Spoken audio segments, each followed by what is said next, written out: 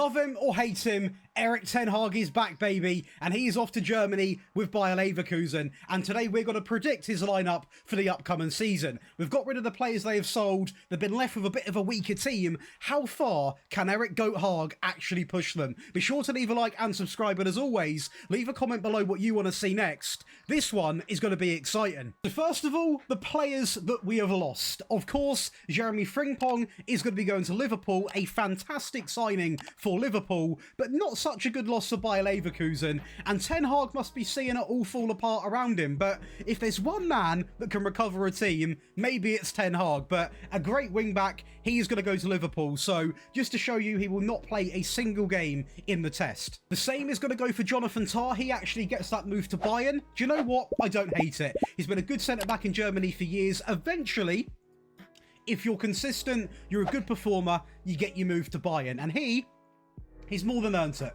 Has not been put to paper, but by the time that I publish this video, I've got a feeling he might be gone. So I'm actually going to send Wirtz to Liverpool. Now, he might go to somewhere else if someone poaches him, but it's looking likely the deal's going to get done, and I don't want to release a tactic test with him in it when he's not probably going to be there next year. So we're also going to wave goodbye to Florian Wirtz. So yeah, as you can see right now, we also did lose Palacios to PSG midway through the season, before we even got into the results right now. We did transfer on the free, as we let these go on the free, some of their new signings, including Tim, Mark Flecken from Brentford, and also Ibrahim Maza. Now, they're not incredible players, to be honest, so the players we have lost are definitely a lot more influential, but it didn't affect the results. Are you ready? 3, 2, 1, bang! We are going to be quadruple winners. Now, I will say, this team still is looking pretty good, and the likes of Hoffman really impressed me. Terrier also impressed me a lot. Boniface, you know what you're going to get, but to do this is absolutely incredible, and I do think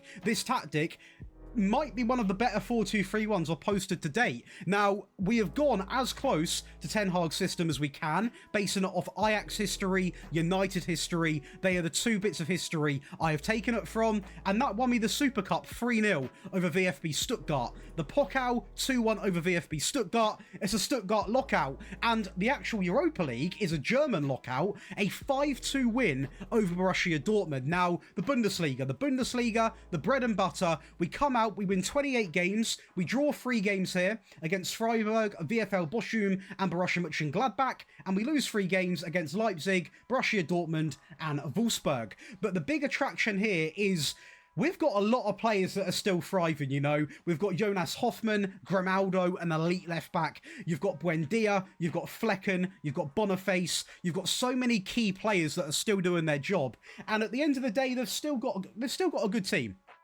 Now, the issue that I think they're going to have in real life is they're going to go from playing such a unique way of playing football that's so tailored to Xabi Alonso to quite a more normal 4-2-3-1 system, and they might find that hard to adapt to for the first selection of games at least. But in this game, obviously, it's still a video game. We haven't got that issue, and it worked really well. Going over to the stats, we are going to outscore everyone. Possession, we're going to be up there with the best, 58%. Defensively, the best when it comes to conceding, and clean sheet wise, only 2 behind Super RB Leipzig. So genuinely a really strong season, and our goals conceded per game was really low. We were close, very close to scoring 3 goals a game, and the conceded per game was a mixture of, the reason why it's low is great defending, great possession. You've got the ball, you can't concede, and with 89% pass completion, we had a lot of it. Right then, the Europa League final and a chance to win another trophy against a German team. As you know, we are going to be actually going to do that. So we are going to go and score in the first 10 minutes, which is a big statement. Let's just say that. It's a big statement. Whenever you start a game, especially Europa League final inside of 10 minutes, you go in 2-0 up now in 20 minutes, you're looking like the more lively team. And I believe we did. We got the 3rd goal lead. So Hoffman is going to find Mukelele, a great ball back stick into Terrier, and that is going to be a 3-0 lead in 34 minutes. Now, this wasn't a fine moment. Lackluster on the ball, poor concentration, and conceding a goal like this can turn a fixture. But luckily, we reclaimed that goal cushion back, and we were the ones that went and got the next goal with a great set piece. If we didn't do that, the game can get flipped on its head. I've seen it happen before many, many times. So this was a good goal from them, by the way. Nothing I'm really going to complain about. A great pass, split the back line, and I believe it was Xhaka. It was Xhaka. Look at this for a free kick. Not a bad final. And of course, the Pokal final, again, a big opportunity to win a serious German trophy, which we are going to take full advantage of. And I tell you what, no Frimpong, no worries. Mukalele was absolutely cooking this season. Xhaka, look at that play. Look at that play. This is why you want to get the tactic. That is incredible. That might be some of the best give and go play I have seen in a highlight. That is beautiful. And the only downside to this whole game was a more of a direct goal that they actually scored, which isn't great to concede, but I'll take the win. Now over to your favourite part of the video. That is going to be the tactic breakdown. If you are enjoying back home, be sure to leave a like and subscribe. And as always, if you want to see a 10-year Bayer Leverkusen rebuild with Erik Ten Hag, make sure you come on over to Daily Josh, my rebuild channel. If you're subscribed to both channels, you get a piece of content every single day, sometimes twice a day, because we might double upload. So make sure you go and check out that channel as well. And genuinely, this tactic for your 4-2-3-1 fans, your Ten Hag fans, your sort of possession-based fans, you're going to like this quite a fair bit. So let's go over and get creating. So you want to load in a create your own style and simply select a 4-2-3-1 DM AM wide. Now what we're going to do is the same as the Thomas Frank video. We are going to look at the player stats as we sort of break down the player roles and really get an understanding of how this tactic actually worked. And just to make it clear again, we did use all three variants, especially when I test with just one team. We really are going in and out of holiday to switch the variants, get an understanding of when to switch to which one, which is what I'm going to talk about as we break them down as well. So make sure you stick around for the whole video, because you are going to need all three variants to match these results. Now, the goalkeeper is actually going to be a sweeper keeper set to attack, and he is going to be simply told to pass it short. Now, of course, when Onana was originally brought in, it was meant to be this immaculate sweeper keeper, quite an aggressive attacking player. And don't get me wrong, like, he's done it at certain clubs. He was good at Ajax with it, but Manchester United is a different bit of gravy, isn't it? You know, it didn't really work out, and that is a story for another day. So we're not going to dwell on that too much, because this is his future now at Bayer Leverkusen. United's in the past, let's move on. When it comes to the centre-backs, we are going to use two ball-playing defenders, and both of them are going to simply be set to defend. Very interesting to see who he is going to bring in terms of actually some bigger names, because they're going to lose a lot of players. A lot of money's coming in. I'd like to think they'd let him spend a bit of money, and I'm hoping he can get some good players coming in. I'm wondering if he is going to take anyone from a United team.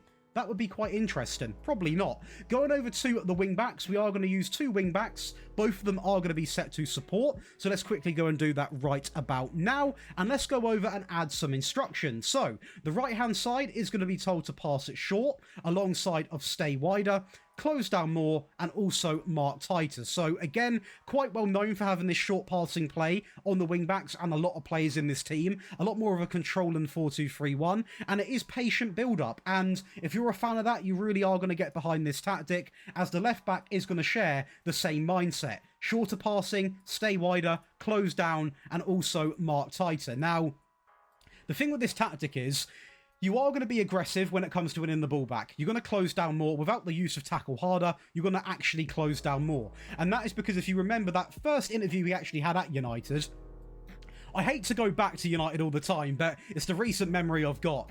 I forgot the time that he had now, his ideal time in transition from winning the ball back to going on the attack. And that is what we tried to recreate here by getting the wing backs really stuck in, getting them closing down more and putting in the challenges.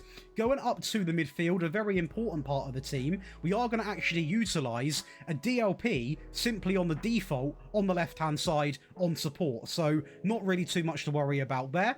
On the right-hand side, we are going to use a DM on support, and he is going to have a few instructions, those consisting of these right here. That is going to consist of 1, taking fewer risks, alongside of tackling harder, and also marking tighter. So right about now, this player is going to be a bit of a risk-free option. This player next to him is going to be obviously looking to play make, so he might lose the ball now and then, but he is going to try those more riskier passes. This lad here is going to be a very risk-free option. That will probably be the player that gets fed the ball a lot to progress slowly, and if you can see a bit more of a forward run, you play it to this guy, and he would aim for that ping over the top, or out right, or out left, or a simple pass in behind to the actual forward man, who we'll talk about very, very shortly. I do want to quickly say at this part of the video, if you are interested in getting all 3 of these tactics, over 200 of my tactics this year, 70 rebuild files, one-on-one tactical help, ad-free viewing, access to big monthly giveaways, priority in the tactic requests, exclusive Patreon only tactics. There's 2 being posted this week. Make sure you go and check out the Patreon right now, because there is 20% off. It is the best time to sign up, because not only is it less money to sign up, you've also got time to enter the 1,000 PayPal giveaway, which is a big giveaway split between 10 winners. So instead of one person getting some money and having a good time, 10 people getting £100 each. So make sure you go and get involved. Going up the pitch, we are going to go instantly to the left-hand side today. We are going to use an inverted winger set to attack. And he is going to be told to do this: roam from position, sit narrow, close down, and also mark tighter. So again, very similar in some aspects to the wing-back, in the sense of he's going to close down more, he's going to mark tighter, he's also going to sit narrow so the wing-back can push on and overlap, which is very important in this tactic, and he is going to play a big part in this team actually working full stop. Going through the middle, we are going to use an AP, who is simply going to come in on support, and he's going to be told to do 2 things: move into the channels and also roam from position. And on the right-hand side, we are going to go with another inverted winger with a bit of a different set of instructions. This player, pass it shorter, roam, close down, and also mark tighter. So a little bit different from the left-hand side, just by one instruction, a couple of instructions, just to switch it up a little bit from the left to the right-hand side. And lastly, where Boniface occupied, he is going to operate as a complete forward, which he suits really well, on close down more and also tackle harder. So a lot of aggression to win that ball back as quickly, as efficiently as possible. Now, the team that we played was this. So you can see right now, Flecken in goal, had a very, very good time. Boniface cooked. Now, that is over all competitions. Okay, 65-6. Now, he is one of the best strikers in the game, especially in the Bundesliga, and especially in the tactic where he is being fed by some quite creatively minded players. I mean, this tactic isn't shy of going out there and scoring goals. We've done that very, very well. You've got Terrier had a great season, Hoffman had a fantastic season, Buendia did, Grimaldo did, Mukalele did. Our centre-backs will always score goals because of my set pieces. Even the bench had some pretty lively moments, but realistically, we are looking at one thing here: the attacking players turning up. And there's something you couldn't always say about his time at United. You have got now, what, 4 players edging towards 20 plus goals a season. If Buendia and Hoffman scored 2 more goals, we'd have 4 players, our front 4 scoring 20 plus goals, which is absolutely remarkable. So when players are doing that, you are going to achieve things, and that is why we went out and actually won this quadruple here. That's exactly why we done it, because we were absolutely relentless. Now, of course, we are going to go through and talk about the team instructions, so let's go ahead and do that right now. By the way, I do want to quickly say, mentality-wise, it is going to go from balanced all the way up to positive. From balanced to positive. In transition, we are going to go to fairly wide. We're going to overlap left, overlap right, focus down the right and the left while playing out from the back, work ball into the box with mixed crosses, a higher tempo, and a shorter passing directness. So with this tactic, you are going to see your wing-backs get heavily involved, a lot of play being created down those wide areas, then being sort of brought back inside, working the ball into the box, which of course is really good because we've got the mixed crosses on. So if a play is a bit, you know, out of the box or just on the edge of the box, maybe a floated ball in would be better. If a play is right by the goal line, zip it on the floor. So that is why I've got mixed crosses. In transition, counter press, counter, play to the centre backs while taking short goal kicks. And lastly, out of possession, we are going to go in with the high press, the higher defensive line, stop crosses, trap outside, prevent, and a maxed out trigger press to much more often. Now, of course, you are going to need the attacking version and the defensive version. The attacking version looks like this, and there isn't too many changes in terms of the player roles, but there are a few, so we are going to go through them. The goalkeeper remains the same, the ball players remain the same, the wing backs now both share a ton of instructions: pass it short, take more risks, cross more, dribble more, run wide, stay wide, close down, and mark tighter, pushing them to the absolute max. The DLP remains the same. A roaming playmaker comes in on dribble more, move into the channels, tackle harder, and mark tighter. The AP goes to attack on cross more, get forwards, roam, and move into the channels. The complete forward, the same. The inside forward, the same. The inverted winger, I said inside forward, sorry. Both of the inverted wingers, sorry about that. Both of the inverted wingers do remain the same. I do apologise, I don't know where I saw an inside forward come in. Two inverted wingers, both on attack, to clarify. When it comes to the actual team instructions, we are going to go up to attacking. The attacking width is going to be set to fairly wide.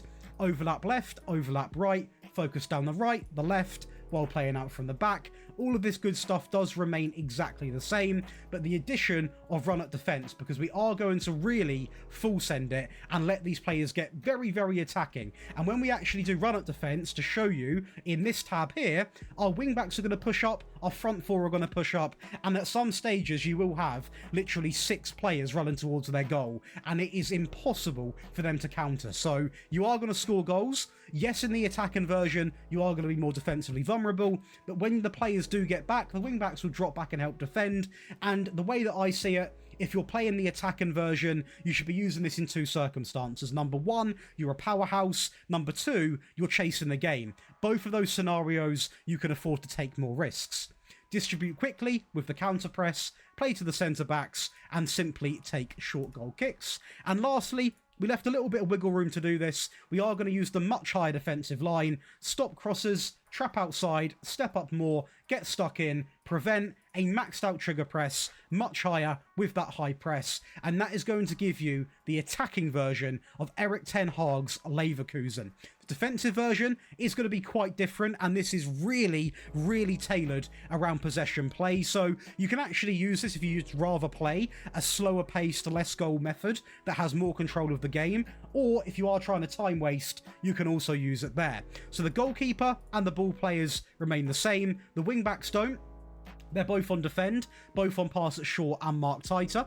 The DM on the right, on support, on mark tight, tackle hard, and take fewer risks. The deep line playmaker remains the same. The inverted winger on the right and on the left are both now sharing the same instructions. Pass it shorter, get further forwards, roam, sit narrow, close down, and mark tight. The advanced playmaker, pass it shorter, cross less often, roam and move into the channels. And the complete forward, simply on support, pass it shorter, close down more, and also tackle harder. So they're also going to be a bit of an indicator of where this tactic's going. I mean, you've got the DM on take fewer risks. You've got pass it short, pass it short, pass it short, pass it short. We are going a much more possession, short passing style to be honest, wind up the opposition. Now, we are going to play on the balanced mentality. The width is going to remain the same. Work ball into the box is going to remain the same. The mixed crosses also remains the same. What doesn't is we are only going to play out from the back. We're going to be more disciplined. This remains in the middle, but the passing goes down all the way to much shorter, which lowers the tempo to slightly lower. The time wasting you can use if you're trying to sort of seal out a game, have it on sometimes. If you're playing an entire game with this tactic, there is no need to time waste from minute 1. You're only going to get yourselves in trouble. In transition, we're going to counter press and then hold the shape so the players will stay where they are. Easy to maintain the ball. Slow the pace down, play to the entire back line while taking short goal kicks. And lastly, out of possession, we are still going to play with that higher line because it's an Erik Ten Hag tactic with the standard trigger press, and that is going to give you, boys and girls, not 1, not 2, but 3 versions of Erik Ten Hag's predicted Bayer Leverkusen for the 2025-2026 season. If you have enjoyed, be sure to leave a like and subscribe, and as always, I want to know your feedback. How do you think he will do? Do you think he will survive at the job? Do you think he will get top 4? Do you think he will win anything? Let me know what you think in the comments, and I'll be seeing you in the next one. Have a great rest of your day.